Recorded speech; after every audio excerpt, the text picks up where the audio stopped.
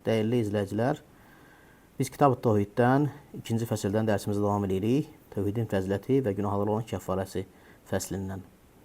Ubad ibn Samit, Allah ona razı olsun, rivayət edir ki, Peyğəmbərimiz sallallahu aleyhi və səlləm belə dedi: Mən şəhidə ən la ilahe illallah vahdahu la şərikə lə və ennə Muhammedən abduhu və rasuluhu və ennə İsa abdullahi və rasuluhu və kəlimatuhu əlqah ilə Məryəm və ruhun minh və cənnətu haqqun və nəru haqqun və adxalahu Allahul cənnə alə mə kənə min əməl.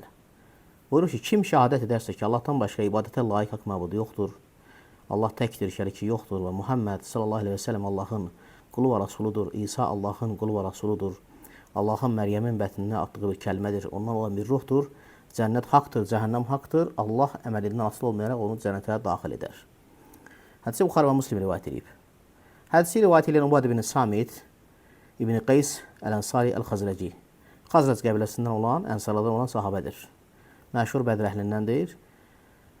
Hicrətin 34-cü ilində 72 yaşında vəfat edib sahabə radiyallahu anhu. Allah ona razı olsun.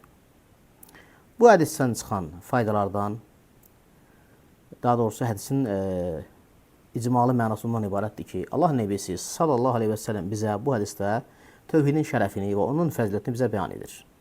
Kim şəhadəteyn, la ilahe illallah Muhammed Rasulullah şəhadəteyni nitq eləyərsə, mənasını bilərək, onun tələblərinə yerinə yetirərək, zahirən və batinən, ifrat və təfritdən çəkinərsə və həmçinin Peyğəmbərlərin haqqında, xüsusilə İsa aleyhisselam və Muhammed aleyhisselam haqqında ifrat və təfritdən çəkinərsə və cənnət və cəhənnəmin haqq olduğunu şəhadət edərsə, əməlindən asılı olmayaraq Allah subhanəhu və teala onu cənnətə daxil edər.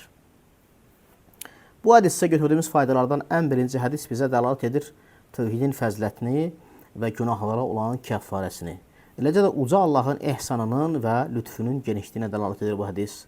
Həmçinin də bu hədis bizə vacib edir ki, bütün məsələlərdə, hətta xüsusilə Peyğəmbərlərin haqqında belə ifrat və təfritdən çəkinmək lazımdır. Yəni, Peyğəmbərləri nə şişdirmək lazım deyil, Allah dərəcəsində qaldırmaq lazım deyil, Allahın sifətlərini onlara vermək lazım deyil. Eləcə də nə də onların dərəcəsini aşağı salmaq lazım deyil. Necə ki, bəzi zəlalat əhli və cahillər bunu edirlər. Həmçinin də bu hədisdən çıxan faydalardan tövhid etiqadı ən üstün etiqaddır. Və yahudilərin, bütpərəstlərin, quburilərin etiqadlarından ən təmiz, ən saf, ən üstün etiqaddır. Həmçinin hədisdən çıxan faydalardan tövhid əhlindən olan günahkar insanlar belə cəhənnəmdə əbədi qalmayacaqlar.